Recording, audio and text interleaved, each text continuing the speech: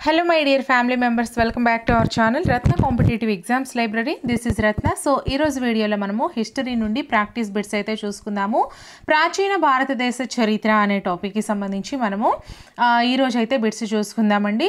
So మన channel ని ఎవరైనా ఫస్ట్ టైం విజిట్ చేస్తున్నట్లయితే ఇదే విధంగా మన ఛానల్లో అన్ని సబ్జెక్ట్స్ కి సంబంధించి ప్రాక్టీస్ బిట్స్ వీడియోస్ అయితే చేస్తున్నాము. అండ్ అలాగే అన్ని సబ్జెక్ట్స్ కి సంబంధించి అన్ని కాంపిటేటివ్ ఎగ్జామ్స్ కి సంబంధించి క్లాసెస్ చేస్తున్నాను. Previous and practice bits videos చేస్తున్నాను, ట్రిక్స్ వీడియోస్ చేస్తున్నాను, అండ్ ప్రిపరేషన్ ప్లాన్ వీడియోస్ చేస్తున్నాను. ఇలా అన్ని వీడియోస్ ఎటువంటి యాప్స్ లేకుండా ఫ్రీగా చేస్తున్నానమ్మా.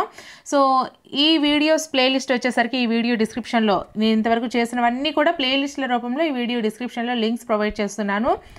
సో ఎగ్జామ్కి వెళ్ళే ముందు చక్కగా చూసుకోండి. మీకు ఇంకా ఎటువంటి వీడియోస్ కావాలన్నా సరే కామెంట్ సెక్షన్లో మెన్షన్ చేయండి. ఆ వీడియోస్ అయితే నేను త్వరగా ప్రిపేర్ చేస్తాను.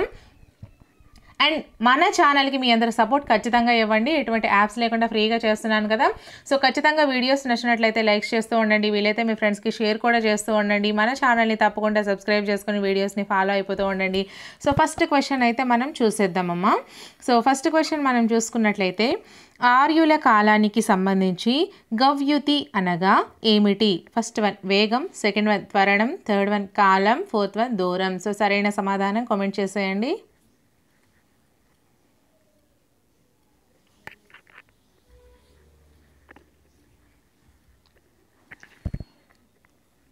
Fourth one is the right answer, దూరం. ఆర్యుల కాలానికి సంబంధించి గవ్యుతి అనగా దూరం అమ్మ. సో నెక్స్ట్ క్వశ్చన్, ఆర్యుల కాలం అనుసరించి క్రింద ఇవ్వబడిన అంశాలను పరిశీలించి సరైన జవాబును గుర్తించండి. ఏ వీరి కాలంలో స్త్రీకి పురుషులతో సమాన హోదా ఉండేది. బి స్త్రీలు వేదాలను అభ్యసించేవారు మరియు కొందరు వేద శ్లోకాలు రచించేవారు. So options first one A మాత్రమే, సెకండ్ వన్ బి మాత్రమే, థర్డ్ వన్ ఏ మరియు బి, ఫోర్త్ వన్ ఏది కాదు. సో సరైన సమాధానం కామెంట్ చేసేయండి. ప్రతి క్వశ్చన్కి కూడా ఒక 3 to 5 seconds టైం ఇస్తాను. సో ఆన్సర్ కామెంట్ చేయడానికి ప్రయత్నం అయితే చేయండి. ప్రతి వీడియో కూడా లైవ్ రూపంలో అయితే కండక్ట్ చేయడం జరుగుతుంది కాబట్టి ప్రతి ఒక్కరూ కూడా వీడియోని అటెంప్ట్ చేయడానికి అయితే ట్రై చేయండి అమ్మా. ఒక టైం పెట్టేసి నేను మీకు ఆ టైంలో ప్రతిరోజు కూడా వీడియోస్ లైవ్ రూపంలో అయితే మీకు ఎగ్జామ్స్ ఈ విధంగా అయితే కండక్ట్ చేస్తుంటాను. సో ఆన్సర్ తప్పు రాసినా రైట్ రాసినా మీరు కామెంట్ చేయడానికి ప్రయత్నం చేస్తారనుకోండి, అప్పుడు నేను చెప్పేటప్పుడు మీకు అది గుర్తుంటుంది. ఓకేనా? సో ఆన్సర్ అయితే కామెంట్ చేస్తారా మరి? Third one is the right answer, A మరియు బి ఈ రెండు కూడా మనకి సరైనవే. ఏంటి? ఆర్యుల కాలం అనుసరించి సరైన జవాబు గుర్తించాలన్నారు. సో ఆర్యుల కాలంలో స్త్రీకి పురుషులతో సమాన హోదా ఉండేది. అలాగే స్త్రీలు వేదాలను అభ్యసించేవారు మరియు కొందరు వేద శ్లోకాలు రచించేవారు. స్త్రీలు కూడా వేదాలను అభ్యసించేవారు. ఎవరి కాలంలో? ఆర్యుల కాలంలో. అలాగే ఎవరి కాలంలో స్త్రీ పురుషులతో సమాన హోదా ఉండేది? ఆర్యుల కాలంలో స్త్రీకి కూడా పురుషులతో సహా సమాన హోదా అనేది ఉండేది. ఓకేనా? సో నెక్స్ట్ క్వశ్చన్, క్రింది ఇవ్వబడిన అంశాలను అనుసరించి సరైన జవాబులను గుర్తించండి. ఏ ఆర్యుల కాలంలో వర్ణం అనేది రంగు కోసం ఉపయోగించే పదము. బి గిరిజన సమాజం ఆర్యుల కాలంలో యోధులు, పూజారులు మరియు ప్రజలు అని వివిధ రకాలు ఉండేవారు. సి ఋగ్వేద ప్రజలు పశుపోషణపై మెరుగైన జ్ఞానం కలిగి ఉండేవారు. ఆప్షన్స్ ఫస్ట్ వన్ ఏ మరియు సి, సెకండ్ వన్ బి మరియు సి, థర్డ్ వన్ ఏ మరియు B, fourth one A B మరియు సి. సో సరైన సమాధానం కామెంట్ చేసేయండి.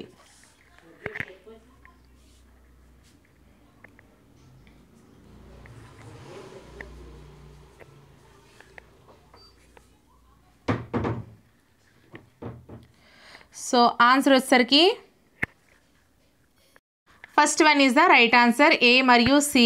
ఆర్యుల కాలంలో వర్ణం అనేది రంగు కోసం మాత్రమే ఉపయోగించే పదము. ఓకేనా? వర్ణము అంటే ఒక జాతి అని మనకు అర్థం వస్తుంది, కానీ ఆర్యుల కాలంలో ఏంటి? వర్ణం అనేది కేవలం ఒక రంగు కోసం మాత్రమే ఉపయోగించినటువంటి ఒక పదము. అలాగే ఋగ్వేద ప్రజలు పశుపోషణపై మెరుగైన జ్ఞానం కలిగి ఉండేవారు.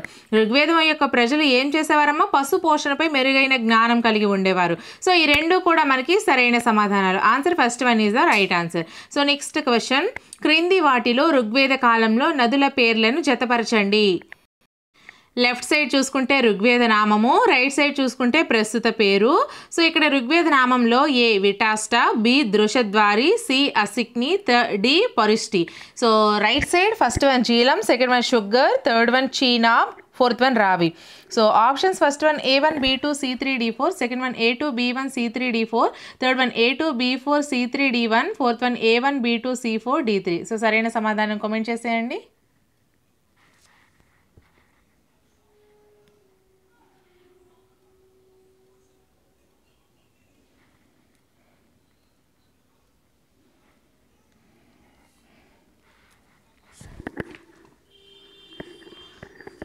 Third one is the right answer A2 B4 C3 D1.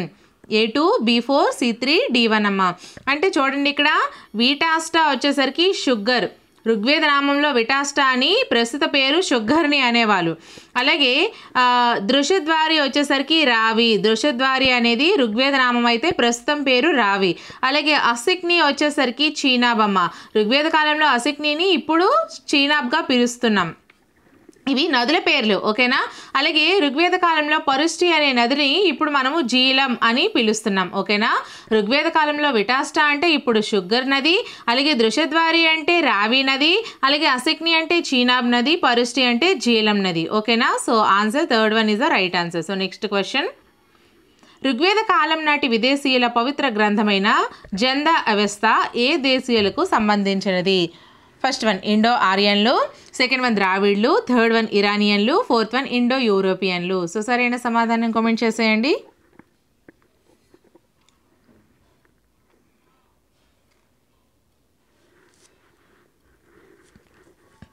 Third one is the right answer, ఇరానియన్లు. ఋగ్వేద కాలం నాటి విదేశీయుల పవిత్ర గ్రంథమైన జండ్ అవస్థ ఏ దేశీయులకు సంబంధించింది అంటే ఇరానియన్లకు సంబంధించింది. సో నెక్స్ట్ క్వశ్చన్, బ్రహ్మ సత్య జగన్మిథ్య అనే వాక్యం ఏ ఉపనిషత్ నుండి తీసుకున్నారు?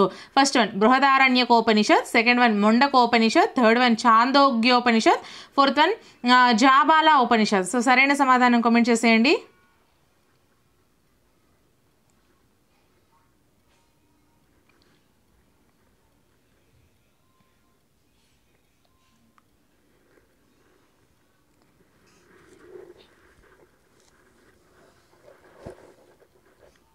Third one is the right answer, Chandogyopanishad. బ్రహ్మసత్య జగన్మిథ్య అనే వాక్యం ఛాందోగ్యోపనిషత్ నుంచి తీసుకోవడం జరిగింది, ఓకేనా. సో నెక్స్ట్ క్వశ్చన్, క్రింది ఇవ్వబడిన అంశాలను పరిశీలించి సరైన జవాబును గుర్తించండి. ఏ ఆర్యుల తొలి వైదిక కాలంలో వేద దేవతలను భూమి, వాతావరణ మరియు ఖగోళ వర్గాలుగా వర్గీకరించారు. బి ప్రకృతి శక్తులను సర్వోన్నత భగవంతుని స్వరూపంగా ఆరాధించారు. So options first one A మరియు బి, సెకండ్ వన్ ఏ మాత్రమే, థర్డ్ వన్ బి మాత్రమే, ఫోర్త్ వన్ ఏది కాదు. సో సరైన సమాధానం కామెంట్ చేసేయండి.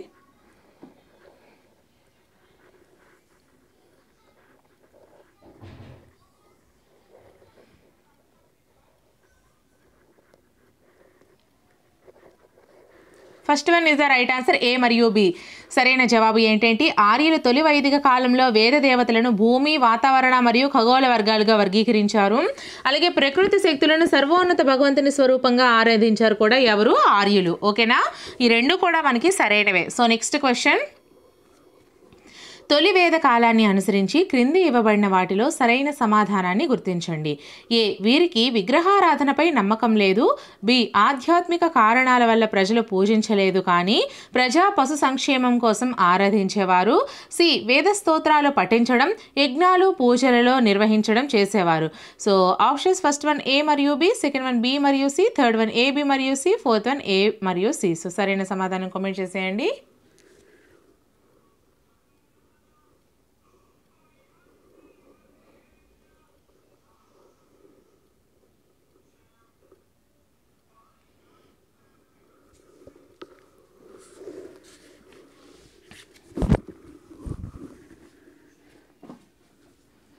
So third one is the right answer, A B మరియు సి. తొలి వేద కాలాన్ని అనుసరించి సరైన సమాధానాలు 3 వస్తాయమ్మా. ఈ తొలి వేద కాలం నాటి ప్రజలకు విగ్రహారాధనపై నమ్మకం లేదు, అలాగే ఆధ్యాత్మిక కారణాల వల్ల ప్రజలు పూజించలేదు కానీ ప్రజా పశు సంక్షేమం కోసం ఆరాధించేవారు ఎవరు? తొలి వేద కాలం నాటి ప్రజలు. అలాగే వేద స్తోత్రాలు పఠించడము, యజ్ఞాలు పూజల్లో నిర్వహించడం కూడా వీరు చేసేవారు, ఓకేనా. ఈ 3 కూడా మనకి సరైనవే. సో నెక్స్ట్ క్వశ్చన్, క్రింద ఇవ్వబడిన మలివేద కాలాన్ని అనుసరించి సరికాని అంశాన్ని గుర్తించండి. ఫస్ట్ వన్ ఈ కాలంలో స్త్రీలకు గౌరవ మర్యాదలు క్షీణించాయి, సెకండ్ వన్ భూభాగాన్ని సూచించే రాష్ట్రం అనే పదం తొలిసారి మలివేద కాలంలో ప్రస్తావించబడింది, థర్డ్ వన్ సభా సమితులు ఈ కాలంలో నిలకడగా సాగాయి, ఫోర్త్ వన్ ఈ కాలంలో ఎలాంటి పన్నులు మరియు కబ్బాలు వసూలు చేయలేదు. సో సరైన సమాధానం కామెంట్ చేసేయండి అమ్మా. సరి కాని అంశం అన్నారు. సో మనకి ఇప్పుడు అప్లికేషన్ టైప్లో క్వశ్చన్స్ రావడం వల్ల ప్రతిదీ కూడా ఇలా జతపరచడాలు కానీ సరైనది సరికానిది అని కానీ లేదా కొన్ని అంశాలు కొన్ని నిర్ధారణలు ఇచ్చి ఈ విధంగా అయితే మనకు క్వశ్చన్స్ ఇవ్వడం కానీ జరుగుతుంది. కాబట్టి మీరు చాలా జాగ్రత్తగా ఆలోచించి ఆచితూచి ముందుకు అయితే వెళ్ళండి ఆన్సర్ అయితే. ఎందుకంటే ప్రతిదీ కూడా ఎంత బాగా చదివితే కానీ ఈ రోజుల్లో మనకి మంచి మార్క్స్ అయితే రావడం కష్టం. కాబట్టి ప్రతి ఒక్కరు కూడా ట్రై చేయండి అమ్మా. So answer 4th one is the right answer. చూసుకోండి, ఈ కాలంలో ఎలాంటి పనులు మరియు కబ్బాలు వసూలు చేయలేదనేది తప్పుది. మరి కబ్బాలు వసూలు చేశారు. అయితే రైట్ అయినవి ఏంటేంటి? ఈ కాలంలో స్త్రీలకు గౌరవ మర్యాదలు క్షీణించాయి. ఎవరి కాలంలో? మలివేద కాలంలో. ఈ మలివేద కాలంలో స్త్రీలకు గౌరవ మర్యాదలు క్షీణించాయి. అలాగే భూభాగాన్ని సూచించే రాష్ట్రం అనే పదం తొలిసారి మలివేద కాలంలో ప్రస్తావించబడింది. భూభాగాన్ని సూచించే రాష్ట్రం అనే పదం, భూభాగాన్ని సూచించే పదం ఏది? రాష్ట్రం అనే పదం. ఎప్పుడు ప్రస్తావించబడింది? తొలిసారిగా మలివేద కాలంలోనే ప్రస్తావించబడింది. అలాగే సభా సమితులు ఈ కాలంలో నిలకడగా సాగాయి. సభా సమితులు అనే పదాలు ఈ కాలంలో మలివేద కాలంలో మనకి నిలకడగా సాగడం జరిగింది. సో నెక్స్ట్ క్వశ్చన్, ఆర్యుల కాలం నాటి జబాల ఉపనిషత్తుకు సంబంధించి వివిధ దశలను జతపరచండి. ఇక్కడ మనం లెఫ్ట్ సైడ్ చూసుకుంటే ఏ బ్రహ్మచర్యం, బి గృహసత్యం, సి వానప్రస్థం, డి సన్యాసం. గృహస్థాశ్రమం అని కూడా అంటారు. బ్రహ్మచర్యాశ్రమం, ఇక్కడ గృహస్థాశ్రమము, గృహస్థం అని కూడా అంటారు. సో ఇక్కడ మనం రైట్ సైడ్ చూసుకుంటే ఫస్ట్ వన్ విద్యాభ్యాసన దశ 0 to 25 సంవత్సరాలు. రెండవది పెళ్లి అనంతరం 25 నుంచి 50 సంవత్సరాలు. థర్డ్ వన్ దైవ క్షేత్రాల దర్శనం 50 నుంచి 75 సంవత్సరాలు. ఫోర్త్ వన్ సన్యాసిగా జీవనం 75 నుంచి 100 సంవత్సరాలు. ఓకేనా? సో ఇక్కడ జతపరచండి. ఆప్షన్స్ చూసుకుంటే మనకి ఈ విధంగా ఉన్నాయి, ఒకసారి చూసుకోండి. First one A1 B2 C3 D4, second one A2 B1 C3 D4, third one A3 B1 D4 D2, fourth one A3 B4 C2 D1. So సరైన సమాధానం కామెంట్ చేసేయండి. క్వశ్చన్ చూసుకోండి.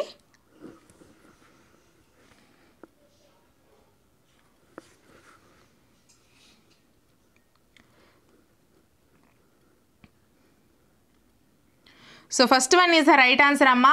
ఏంటి అంటే బ్రహ్మచర్యం విద్యాభ్యాసన దశ 0 నుంచి 25 సంవత్సరాలు. అలాగే గృహస్థాశ్రమం పెళ్లి అనంతరం 25 నుంచి 50 సంవత్సరాలు. వానప్రస్థాశ్రమం వచ్చేసరికి దైవక్షేత్రాల దర్శనం 50 నుంచి 75 సంవత్సరాలు.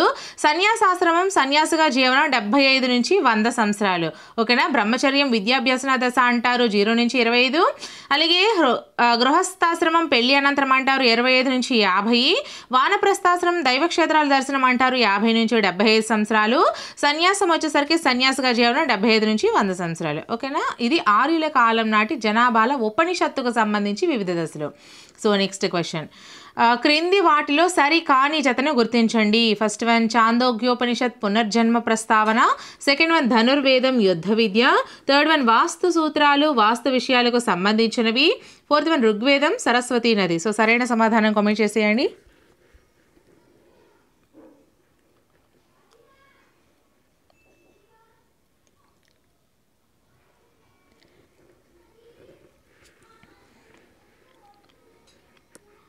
Fourth one is the right answer. ఋగ్వేదం అనేది మనకి ఇక్కడ సరస్వతీ నది అనేది కాదు, సరి కాదు. మనకి చాందోగ్యోపనిషత్తు వచ్చేసరికి పునర్జన్మ ప్రస్తావన అందులో ఉంది. ధనుర్వేదం వచ్చేసరికి యుద్ధ విద్య గురించి చెప్తుంది.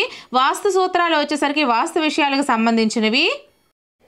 ఈ మూడు కూడా మనకి సరైనవి. ఓకేనా? సో నెక్స్ట్ క్వశ్చన్, క్రింద ఇవ్వబడిన ఋగ్వేద కాలం నాటి భౌగోళిక అంశాలను పరిశీలన చేసి సరైన జవాబును గుర్తించండి. ఏ కౌశిత ఉపనిషత్తులో హిమాలయాల ప్రస్తావన జరిగింది. బి ఋగ్వేదంలో యమునా నది యొక్క ప్రస్తావన 3 సార్లు జరిగింది. సి ఋగ్వేద నాగరికత సరిహద్దుల్లో దక్షిణం వైపు హిమాలయాలు కలవు.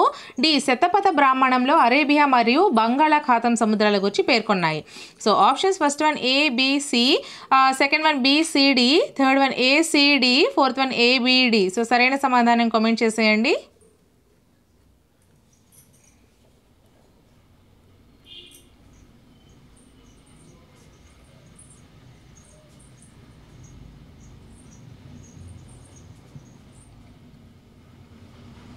Fourth one is the right answer. A, B మరియు డి మూడు కూడా మనకి సరైన సమాధానాలు. ఏంటి? ఋగ్వేద కాలం నాటి భౌగోళిక అంశాలు చూడండి. ఏంటంటి? కౌశితక ఉపనిషత్తులో హిమాలయాల ప్రస్తావన జరిగింది. హిమాలయాల ప్రస్తావన ఎక్కడ జరిగింది? కౌశితక ఉపనిషత్తులో జరిగింది. అలాగే ఋగ్వేదంలో యమునా నది యొక్క ప్రస్తావన 3 సార్లు జరిగింది. ఋగ్వేదంలో యమునా నది యొక్క ప్రస్తావన ఎన్నిసార్లు జరిగింది? 3 సార్లు జరిగింది. అలాగే శతపథ బ్రాహ్మణంలో అరేబియా మరియు బంగాళాఖాతం సముద్రాల గురించి పేర్కొన్నాయి. శతపథ బ్రాహ్మణంలో ఏమేమి పేర్కొన్నాయమ్మా? అరేబియా మరియు బంగాళాఖాతం సముద్రాల గురించి పేర్కొన్నాయి. సో నెక్స్ట్ క్వశ్చన్, క్రింది వాటిలో సరి కాని జతను గుర్తించండి. ఫస్ట్ వన్ తొలివేద నాగరికత వెంటర్నిడ్జ్, సెకండ్ వన్ రామాయణం గోనబుద్ధారెడ్డి, థర్డ్ వన్ శిల్పవేదం శిల్ప విద్య, ఫోర్త్ వన్ భారతీయ ఇతిహాసాలు 3. సో సరైన సమాధానం కామెంట్ చేసేయండి. ఇక్కడ క్వశ్చన్ సరి కాని జత అని అడిగారు. సో సరైన సమాధానం గుర్తించండి అమ్మా.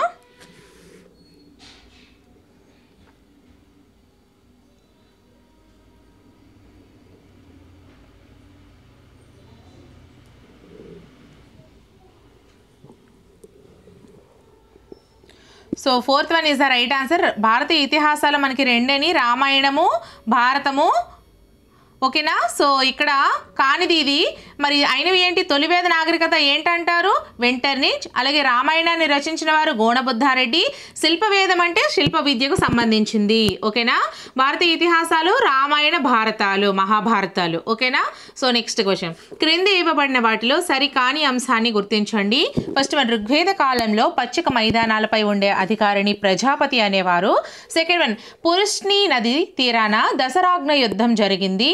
థర్డ్ వన్ ఋగ్వేద కాలంలో కుల వ్యవస్థ ఏర్పడింది. ఫోర్త్ వన్ కపర్ధ అనగా ఆర్య పురుషులు స్త్రీల వలె జుట్టు పెంచుకుని పోగు పెట్టి కట్టుకునేవారు. సో సరైన సమాధానం కామెంట్ చేసేయండి. అండ్ అలాగే మన ఛానల్ని ఇంకా ఎవరైనా సబ్స్క్రైబ్ చేసుకోకపోతే సబ్స్క్రైబ్ చేసుకొని ఈ వీడియో నచ్చినట్లయితే ఖచ్చితంగా లైక్ చేయండి అమ్మా. మన ఛానల్లోని అన్ని వీడియోస్ ఎటువంటి యాప్స్ లేకుండా ఫ్రీగా చేస్తున్నాను. ఖచ్చితంగా మన ఛానల్కి మీ అందరి సపోర్ట్ ఇవ్వండి. వీలైతే మీ ఫ్రెండ్స్లో ఒకరిద్దరికి వీడియోస్ని షేర్ చేస్తూ ఉండండి. మన ఛానల్ని సబ్స్క్రైబ్ చేసుకోండి. మీకు ఇంకా ఏ క్లాసెస్ వీడియోస్ కావాలన్నా, బెట్స్ వీడియోస్ కావాలన్నా, లేదా ఇంకా ఏ వీడియోస్ కావాలన్నా సరే కామెంట్ సెక్షన్లో మెన్షన్ చేయండి. ఆ వీడియోస్ అయితే నేను ప్రిపేర్ చేస్తాను. ఇంతవరకు నేను చేసిన వీడియోస్ అన్నీ కూడా ప్లేలిస్ట్ల రూపంలో ఈ వీడియో డిస్క్రిప్షన్లో లింక్స్ ప్రొవైడ్ చేస్తున్నాను. సో ఎగ్జామ్కి వెళ్ళే ముందు మీకు చాలా అంటే చాలా బాగా యూజ్ అవుతాయి. సో చక్కగా చూసుకోండి. ఆన్సర్ కామెంట్ చేస్తారా మరి?